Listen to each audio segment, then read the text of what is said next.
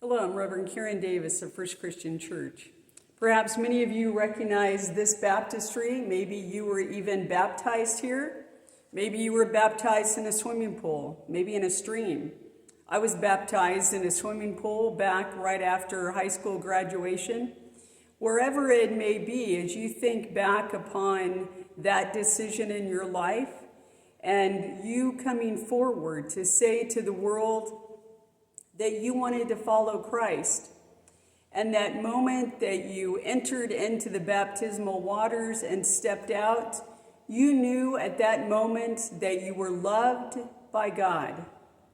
That is what we are focusing on this week as we read from Luke chapter 3, verses 21 and 22.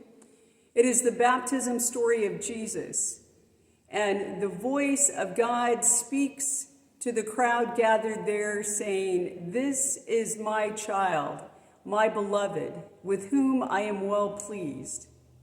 I want you for a moment to stop and think and imagine that voice speaking to you.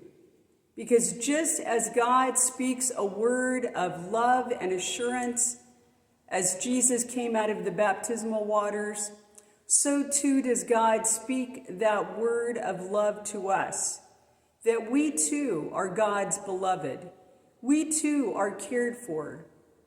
It's so easy to listen to all the negative voices, people telling us that we're stupid or ugly, or we belong to the wrong political group, we live in the wrong neighborhood, whatever it may be. Those negative voices that chip away at us. And soon we begin to believe it. We doubt ourselves. We begin to lack self-worth. And my hope and prayer for you today and every day, that you would feel that love and assurance from God, that you would know that you indeed are God's beloved, that you matter and you are cared for. So try to shut out those other negative voices and instead feel that joy that comes from within, knowing that you are loved and cared for.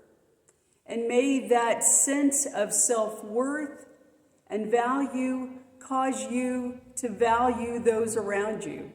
May you help be the reason that others feel beloved and cared for.